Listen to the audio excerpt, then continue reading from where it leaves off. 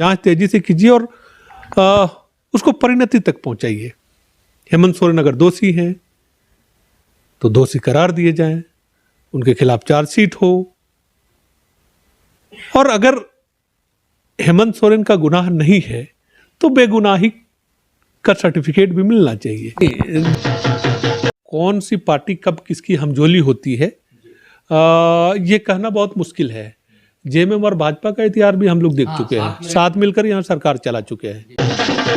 9 और 5 की बात आ रही है, कभी सीटों को लेकर जीत तो है, अभी बहुत पूरी तरह फाइनल नहीं हुआ है, लेकिन जेएमएम और कांग्रेस अगर अपनी सीटें बांट भी ले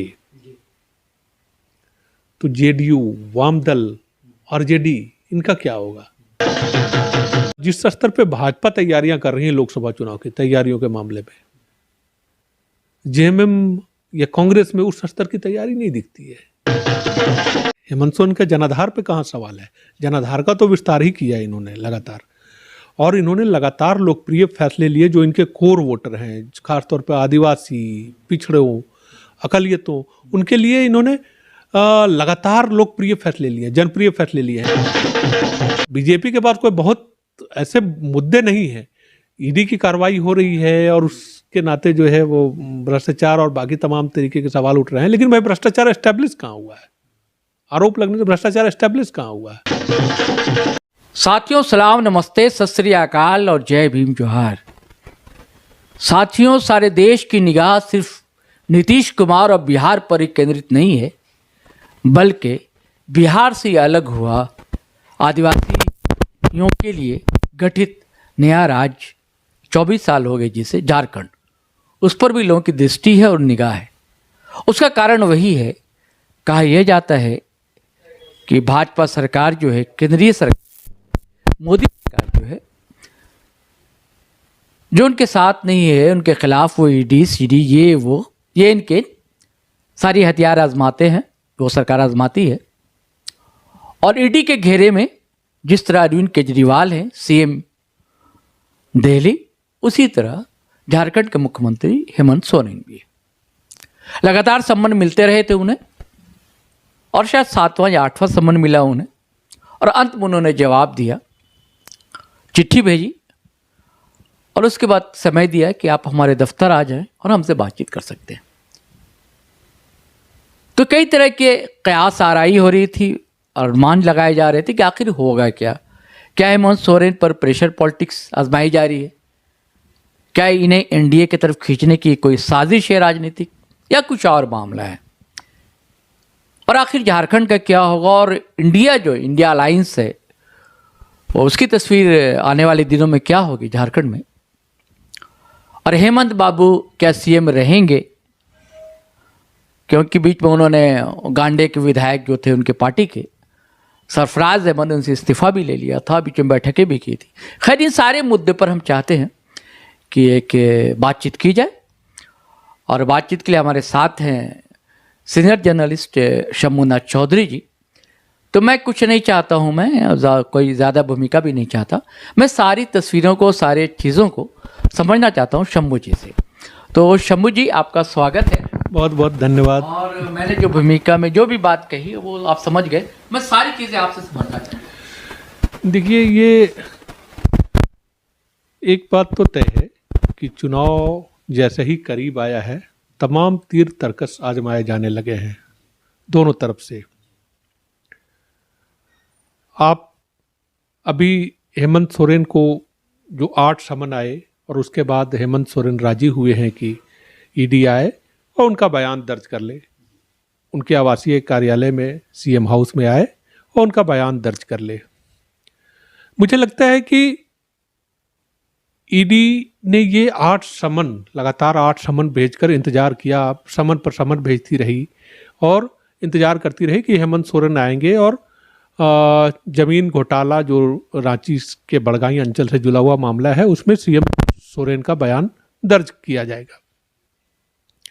सोरेन बार बार ईडी के समन को अवैध बताते रहे, नाजायज बताते रहे, इसके खिलाफ कोर्ट भी गए, हालांकि कोर्ट से उन्हें बहुत राहत नहीं मिली। और इसके बाद जो ये 8वां समन था, बल्कि 7वें समन में ही ईडी ने कहा था कि अगर आप नहीं आते हैं तो ये आखिरी समन है और इसके बाद जो है आपके खिलाफ जो भी कार्रवाई बन पड़ेगी, जो कानूनी उचित कार्रवाई होगी वो की जाएगी। तो मुझे तो ये लग रहा था कि 7वें समन के बाद शायद ईडी की ओर से एक्शन हो, वारंट के लिए कोर्ट जाए या जो भी उसके पास कानूनी रास्ते हैं वो आजमाए। लेकिन उसने 8वां समन भी भेजा। पिछले 13 तारीख को 8वां समन आया और इस बार फिर उनको 5 दिन का वक्त दिया गया और 2 दिन में ये बताने को कहा गया कि आप बताएं कि कहाँ आपसे पूछताछ की जाए, कहाँ आपका बयान दर्ज किया जाए और तारीख भी मुकर्रर करें। तारीख 16 से 20 तारीख के बीच होनी चाहिए। 20 तारीख का टाइम हेमंत सोरेन ने इस बार पहली बार कहा कि ठीक है, आप आइए, बयान दर्ज करना चाहते हैं तो सीएम हाउस आइए। मुझे लगता है कि इस बार युद्ध विराम जैसी स्थिति बनने वाली है। युद्ध विराम ये कि पिछले 6 महीनों से आपको याद होगा कि हेमंत सोरेन को पहला समन 14 अगस्त को हाजिर होने के लिए आया था। 15 अगस्त को स्वतंत्रता दिवस होता है, उसके ठीक एक दिन पहले उनको हाजिर होने का समन भेजा गया और इसके बाद लगातार समन आया। लगभग 6 महीने हो गए। 6 महीने के बाद हेमंत सोरेन भी अपनी तरफ से तमाम दांव आजमाते रहे। कई बार तो लगा कि ईडी अब इस मामले में ठंडा पड़ गई है। महीने भर, 1.5 महीने बाद, जब तक 5 राज्यों के चुनाव हो रहे थे तब तक इस मुद्दे पर कोई सुगबुगाहट नहीं हुई। जैसे ही चुनाव खत्म हुए और फिर से ये सुगबुगाहट शुरू हो गई। मुझे ये नरेटिव गढ़ने की कवायद लगती है ये ईडी की जो कार्रवाई है। अगर उसको कार्रवाई के मोड में होती तो ईडी के पास पर्याप्त अधिकार हैं और वो कदम उठा चुकी होती वो। लेकिन उसे भी ये लग रहा था कि भाई 7 समन, अब इसकी लाज जो है वो कैसे बचेगी। अगर कार्रवाई करना होता तो ईडी पहले कार्रवाई कर चुकी होती। तो मुझे नहीं लगता कि 20 तारीख को कुछ बहुत खास होने वाला है। एक औपचारिक तौर पर बयान दर्ज होगा, हेमंत सोरेन अपना पक्ष रखेंगे, सवाल जाहिर तौर पर पूछे जाएंगे और सवालों के जवाब देंगे वो। इससे पहले आपको याद होगा कि खनन घोटाले में भी हेमंत सोरेन से एक बार ईडी पूछताछ कर चुकी है।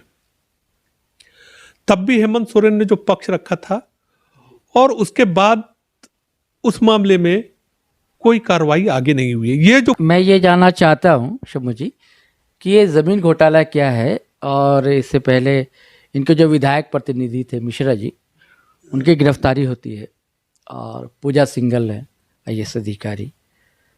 तो क्या कुछ लिंक जो है डाहू यादव का या पंकज मिश्रा, है ना, पंकज मिश्रा जी का या पूजा सिंघल जी के, वो कुछ लिंक क्या हेमंत सोरेन तक पहुंचता है क्या?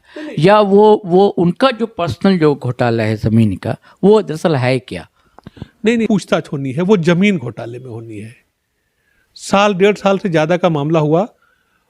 उस मामले में सीएम का पक्ष लेने के बाद क्या सीएम के पक्ष से वो संतुष्ट हुई ईडी या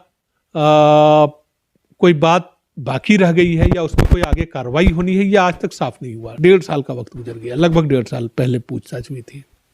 अब जमीन घोटाले में सीएम का पक्ष लिया जाएगा, बयान दर्ज किया जाएगा और जब जरूरत होगी तो फिर ये तीर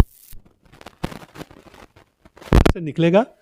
तो देखिए, कोई चीज मरेगा तो नहीं आसानी से, लेकिन होता क्या है जब ऐसे मामलों में कार्रवाई होती है या बार बार समन आता है, इसकी खबरें जब मीडिया में आती हैं, जब बातें लोगों तक पहुंचती हैं, तो ये लगता है कि नहीं, वाकई भ्रष्टाचार का कोई बहुत बड़ा मामला है। तो इतनी बड़ी एजेंसी है, इतना बड़ा महकमा है, उसका जांच तेजी से कीजिए ना, जांच तेजी से कीजिए और उसको परिणति तक पहुंचाइए। हेमंत सोरेन अगर दोषी हैं तो दोषी करार दिए जाएं, उनके खिलाफ चार्जशीट हो, और अगर हेमंत सोरेन का गुनाह नहीं है तो बेगुनाही का सर्टिफिकेट भी मिलना चाहिए। देखिए, ये जिस घोटाले में जांच होनी है ये बड़गाई अंचल से जुड़ा हुआ मामला है। रांची में एक अंचल है बड़गाई अंचल, वहाँ पे ज़मीन की कोई खरीद बिक्री हुई थी और उस सिलसिले में 1.5 दर्जन लोग गिरफ्तार हुए हैं, जिसमें रांची के पूर्व डीसी छवि रंजन भी शामिल हैं और एक राजस्व कर्मचारी भानु प्रताप, जिसके बयान पे उनको तलब किया जा रहा है। तो कहा यह जा रहा है कि इस मामले में जो पूछताछ हुई है उसमें हेमंत सोरेन की भी भूमिका हाँ संदिग्ध, मतलब इस डील में ये जो जमीन की जो खरीदारी हुई है तो इसको संदिग्ध या उस पर जांच करना चाहती है। सीएम से पक्ष जानना चाहती है इस पे ईडी। इससे पहले जो पूछताछ हुई थी वो खनन घोटाले में जांच हुई थी, वो पंकज मिश्रा और दाऊ यादव से जुड़ा हुआ या जो तमाम लोग इन्वॉल्व हैं उसमें उनका जब मामला था।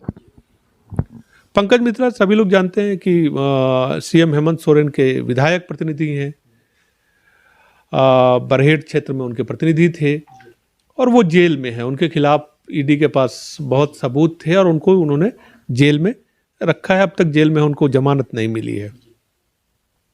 उसी मामले में हेमंत सोरेन से पहले मैंने अभी आपको पहले बताया कि उसी मामले में पूछताछ हुई थी। ये जो पूछताछ होनी है वो जमीन की जो डील है उसमें जो गड़बड़ी हुई है, उसमें जो मनी लॉन्ड्रिंग की आशंका है, उस बिंदु पे बातचीत होनी है, उस पर हेमंत सोरेन से ये की जानी है।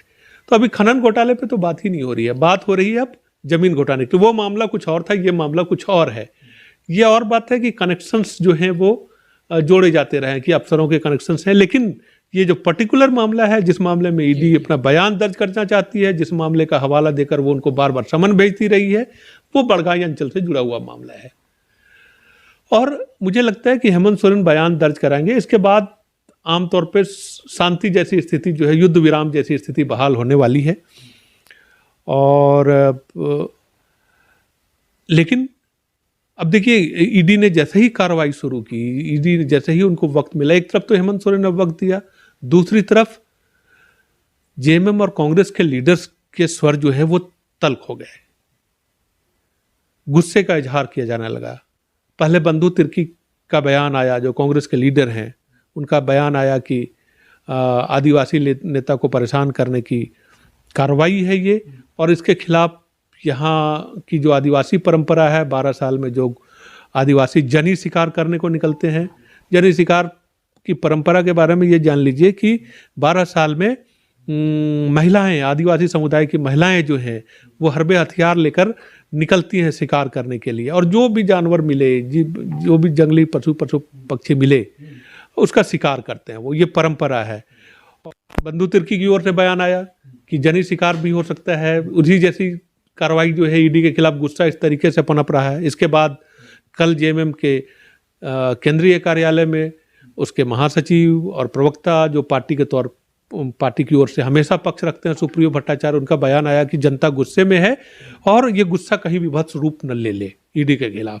आज साहिबगंज बंद रहा, सीएम को जो समन भेजा गया है, एक तरफ 20 तारीख को पूछताछ होनी है। साहिबगंज में बंद के दौरान जो है वो तमाम रास्ते बंद रहे, जगह जगह सड़क जाम हुआ, लोग ढोल और नगाड़े के साथ निकले, हथियारों के साथ निकले, परंपरागत हथियारों के साथ निकले और ईडी की कार्रवाई पे विरोध जताया। तो देखिए ये मैसेज हेमंत सोरेन की तरफ से भी दिया जा रहा है या उनकी पार्टी की ओर से दिया जा रहा है कि ईडी की जो कार्रवाई है या जो नैरेटिव गढ़ने की कोशिश हो रही है, जो इनका आरोप है हेमंत सोरेन का कि भाजपा और उनकी सरकार जो है वो हमारे खिलाफ नैरेटिव गढ़ने की कोशिश कर रही है, हमको उलझाए रखना चाहती है, तो उसकी काट जो है वो जमीन पर आकर तो इस तरह की के जो प्रदर्शन हो रहे हैं। और मुझे लगता है कि आने वाले दिनों में अगर ईडी की कार्रवाई जो है जारी रही, इसके बाद भी समन हुआ, तो ये तय है कि चुनाव तक जो है प्रदर्शन का और ईडी के खिलाफ जो है आवाज़ों का सिलसिला जो है वो तेज होगा पार्टी के स्तर पर। मैं एक सवाल था मुझे, वो ये है कि कहीं ये प्रेशर पॉलिटिक्स तो नहीं है भाजपा की, कहीं भाजपा ये तो नहीं चाहती है कि वो इंडी की तरफ आ जाए, क्योंकि ये जो चुनाव है 2024, भाजपा का एक नरेशन है या उनका नारा है कि इस बार 400 पार, है ना। और तो भाजपा जो है कहा जाता है कि वो 24 घंटे चुनावी मोड में रहती है, वो पार्टी, उनके नेता भी रहते हैं। और उसकी कोशिश है कि जो झारखंड में है वहाँ की जो 14 लोकसभा सीट है या 40 लोकसभा सीट है बिहार की, वो कम ना हो, उनके हिस्से में आ जाए। कहीं दबाव तो नहीं है कि हेमंत सोरेन हमारी तरफ आ जाए? नहीं, देखिए ऐसे कौन सी पार्टी कब किसकी हमजोली होती है ये कहना बहुत मुश्किल है। जेएमएम और भाजपा का इतिहास भी हम लोग देख चुके हैं, साथ मिलकर यहाँ सरकार चला चुके हैं, इसलिए कोई गठबंधन हो जाए तो आश्चर्य की बात नहीं है। लेकिन अभी जो मौजूदा परिस्थितियां हैं उसमें मुझे नहीं लगता कि हेमंत सोरेन एनडीए के या अगर ये प्रेशर पॉलिटिक्स हो भी तो हेमंत सोरेन एनडीए की तरफ जाने वाले हैं। अच्छा, दूसरी बात है कि एनडीए भी अभी हेमंत सोरेन को अपने पक्ष में क्यों करना चाहेगा।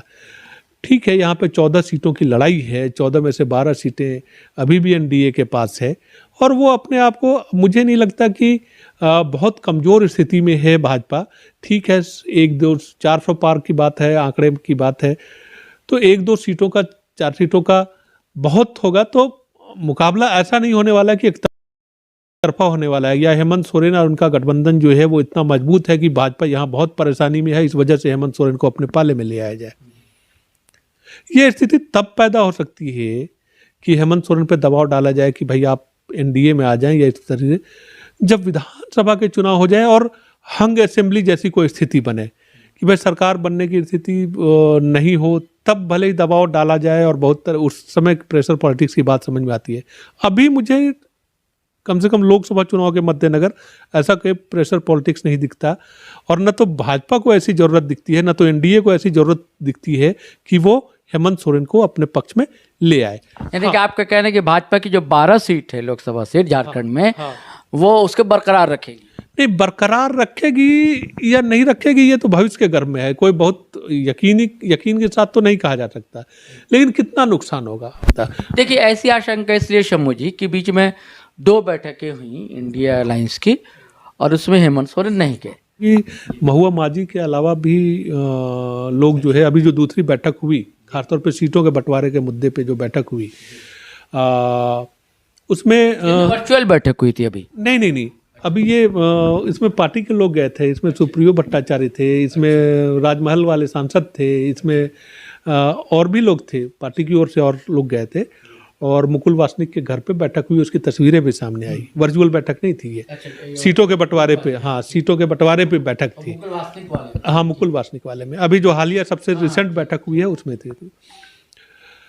तो इसमें वहाँ से निकल के बल्कि इन्होंने कहा भी, जेएमएम वालों ने कहा कि नहीं सब कुछ ठीक है, और हम आलमगीर आलम भी थे उस बैठक में कांग्रेस की तरफ से, और ये हुआ कि भाई ये सहमति बन जाएगी, और 7 और 5 की बात, 9 और 5 की बात आ रही है। कभी सीटों को लेकर जीत तो है, अभी बहुत पूरी तरह फाइनल नहीं हुआ है, लेकिन जेएमएम और कांग्रेस अगर अपनी सीटें बांट भी ले तो जेडीयू, वामदल और जेडी इनका क्या होगा, ये सवाल अभी बाकी है। ये भी बात चल रही है कि आरजेडी को 1 दी जाए और लेफ्ट को 1। फिर जेडीयू भी दावेदारी कर रही है, आपको पता होगा जेडीयू भी दावेदारी कर रही है। नीतीश कुमार की सभा होने वाली थी, पता नहीं अब कार्यक्रम तय है या नहीं है, रामगढ़ में सभा होने वाली है, तो ये दावेदारी सीट को लेकर ही है कि झारखंड में कम से कम 1-2 सीटों पर जो है अपना दावा पेश किया जाए, और अगर नहीं मिलती है, नीतीश कुमार की पार्टी को सीट नहीं मिलती है, तो उनके कार्यकर्ता या उनके लोग जो हैं वो किस हद तक इसमें शामिल होंगे, या वामदल हैं, वामदल भी जो है सीपीआई का दावा हजारीबाग सीट पर है, सीपीआई एमएल का दावा कोडरमा सीट पे है, तो वामदल कम से कम 2 सीटें मांग रहा है। तो देखिए ये जीत तो जब तक फाइनल नहीं होता है, लेकिन आप अगर मुकाबले की बात कर रहे हैं तो मुझे संसदीय चुनाव में ऐसा तमाम एकजुटता के बावजूद झारखंड में ऐसी स्थिति नहीं दिखती, और इनका भी बहुत फोकस नहीं है। आप देखेंगे कि जिस स्तर पे भाजपा तैयारियां कर रही है लोकसभा चुनाव की तैयारियों के मामले में, जेएमएम या कांग्रेस में उस स्तर की तैयारी नहीं दिखती है। तो भाई चुनाव के समय अगर आप गठबंधन बना भी लें और अचानक से मैदान में चले जाएं, जबकि आपको भाजपा हर लोकसभा क्षेत्र में, हर विधानसभा क्षेत्र में, हर स्तर पर बैठकें जारी हैं, उसकी लगातार जो है कार्यकर्ताओं का सम्मेलन हो रहा है, कार्यक्रम चल रहे हैं। अभी दीवार लेखन का कार्यक्रम शुरू किया उन्होंने, उनका जो एजेंडा है, मंदिरों में उसके तमाम नेता झाड़ू लगा रहे हैं, तमाम तरीके, तो उनकी तैयारियां अपने स्तर पर चल रही हैं। जेएमएम कांग्रेस की तैयारियां कहाँ हैं? एक सवाल और है, वो ये कि हेमंत को इतनी हिम्मत कहाँ से मिल रही है कि वो एकदम जवाब ही नहीं देते ईडी को, और 8वें सम्मन के बाद जवाब देते हैं? कहाँ से हिम्मत मिलती है? क्या जनता में इनका जनाधार अभी बचा हुआ है?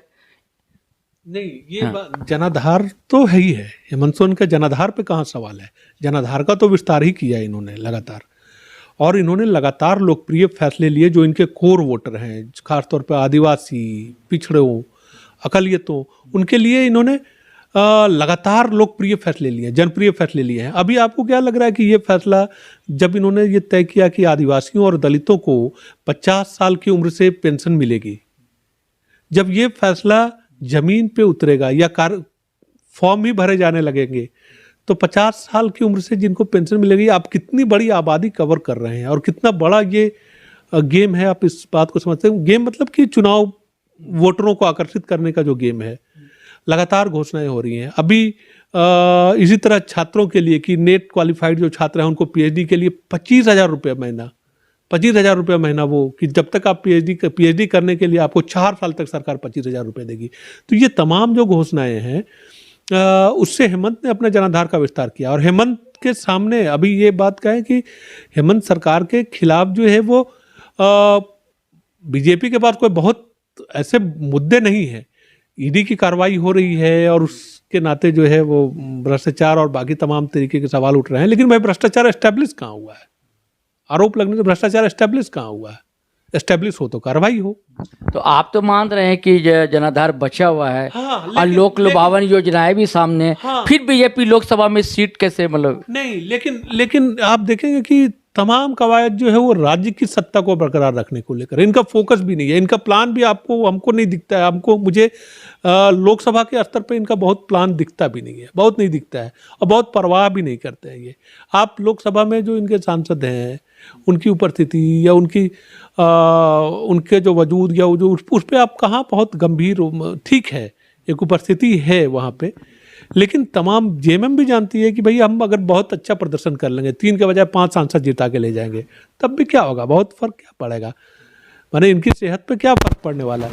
लेकिन अगर राज्य की सत्ता बरकरार रहती है, तो आपने पूछा कि हेमंत को हिम्मत कहाँ से रहती है, तो हेमंत को हिम्मत अभी वो सत्ता में है, उनका जनाधार है, और उनको यकीन है कि अगर हम थोड़ा और स्कोर करके ले जाएं और सत्ता बरकरार रह गई तो हिम्मत तो बरकरार रहेगी। सत्ता जिसके पास रहती है उसकी हिम्मत तो होती ही है। नहीं, अगर इंडिया गठबंधन के साथ है जेएमएम, कांग्रेस के साथ BRED, सभी सारी पार्टियां हैं, और इनके सांसद अगर जाते हैं, मान लीजिए फॉरबिड गॉड कि सरकार इंडिया गठबंधन की बन जाती है, फिर तो इनका एक असर होगा ना, मंत्री भी हो सकते हैं इनके। जी नहीं, ठीक है, मंत्री हो सकते हैं भाई, एक आध बहुत कोटा मिलेगा, एक आध मंत्री बन जाएंगे, एक आध केंद्रीय मंत्री से हैसियत क्या बदल जाती है। देखिए जेएमएम क्षेत्रीय राजनीति करती है, झारखंड की राजनीति करती है, और उसकी प्रायोरिटी में झारखंड राज्य ही सबसे पहले है।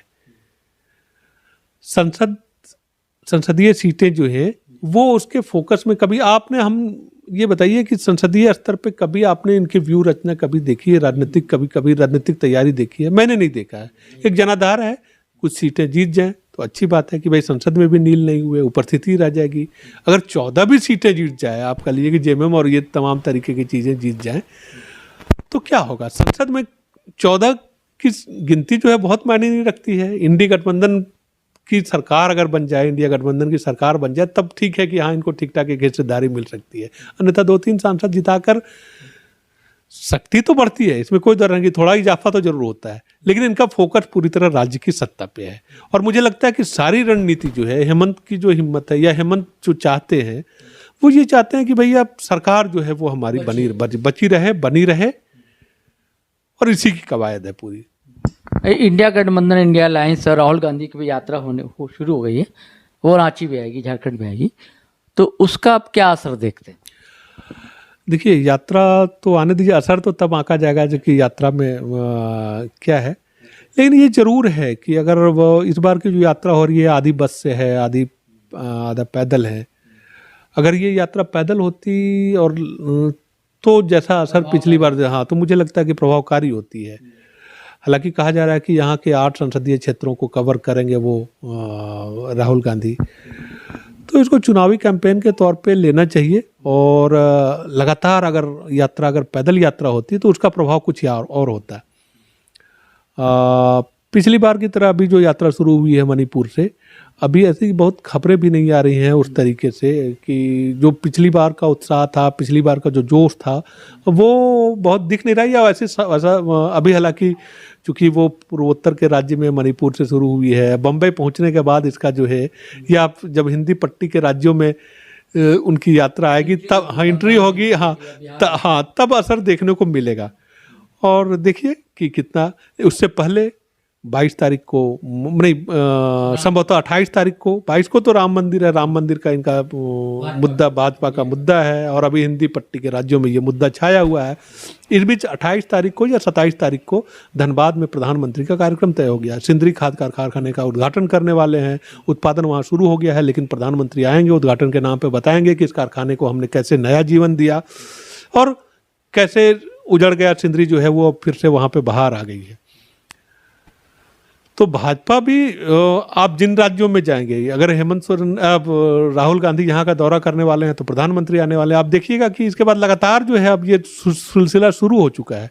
और प्रधानमंत्री का जो कार्यक्रम है वो चुनाव के पहले का कार्यक्रम है, लेकिन चुनावी अभियान ही है, वो चुनावी अभियान ही है। 24 घंटे रहते हैं, 24 घंटे रहते हैं, हमेशा ही रहते हैं, तो छोड़ नहीं रहे हैं। अभी 15 नवंबर को यहाँ से होकर गए हैं, 15 नवंबर को प्रधानमंत्री यही थे, आपको याद होगा कि खूंटी में थे। लगातार अभी संवाद का भी कार्यक्रम चल रहा है। अभी जो संवाद का कार्यक्रम था उसमें खूंटी के जनजातीय परिवार, गुमला के जनजातीय परिवारों से बातचीत हुई और फिर आ रहे हैं प्रधानमंत्री। तो मैदान तो बीजेपी आसानी से छोड़ने वाली नहीं है। और चुनावी मैदान में अगर उपस्थिति की बात करेंगे तो वो तो आज की तारीख में तमाम पार्टियों से 20 है, इसमें कोई दो राय नहीं है। उसकी रणनीति, उसका मोड, जो उत्साह है, वो उसमें कम से कम वो तमाम पैतरे आजमाती है और उसमें कहीं कमी नहीं छोड़ती है। लेकिन फिर विधानसभा में हेमंत आगे रहेंगे? नहीं, ये देखिए, हेमंत की पार्टी जो है वो पिछली बार उन्होंने सर्वश्रेष्ठ प्रदर्शन किया, 30 सीटें जीती। आमतौर पे ये माना जाता था कि जब शिबू सोरेन के हाथ में कमान थी पार्टी की, तो पार्टी मैक्सिमम 18-20 सीटें जो है वो यहाँ तक पहुँचती थी। उसको हेमंत सोरेन ने 30 पे पहुँचाया और फैसले उन्होंने लगातार अपने कोर वोटरों को एड्रेस करने के लिए उन्होंने तमाम फैसले लिए। आप देख लीजिएगा, नेतरहाट फील्ड फायरिंग को रद्द करने का मामला हो, और खासतौर पे अभी फिर दोबारा आरक्षण से जुड़ा हुआ मसला जो है, या 1932 खतियान वाला विधेयक जो है पारित करना, हाथ और उसका जो भी हो, उससे ये नहीं है। लेकिन वो अपने मुद्दों के प्रति जैसे बीजेपी कमिटमेंट जताती है, ऐसे ही हेमंत सोरेन भी अपने मुद्दों को लेकर कमिटमेंट में कहीं कमी नहीं छोड़ रहा है, फैसलों में कहीं कमी नहीं छोड़ रहा है। उसका असर जो हो, वो फैसले कितने हद तक प्रभावी होंगे, उनका असर क्या होगा, लेकिन कोर वोटर को एड्रेस करने का जो रवैया बीजेपी का है या जो रणनीति बीजेपी की है, तो हेमंत सोरेन के भी जो अपने कोर वोटर हैं स्टेट में, उसको एड्रेस करने में वो कोई कसर बाकी नहीं छोड़ रहा है। आप अगर फेसबुक पर देख रहे हैं तो फॉलो कर लें हमारा पेज, और अगर आप यूट्यूब चैनल देख रहे हैं हमारा, सब्सक्राइब कर लें और बेल आइकन दबाना हरगिज़ ना भूलें। धन्यवाद, शुक्रिया।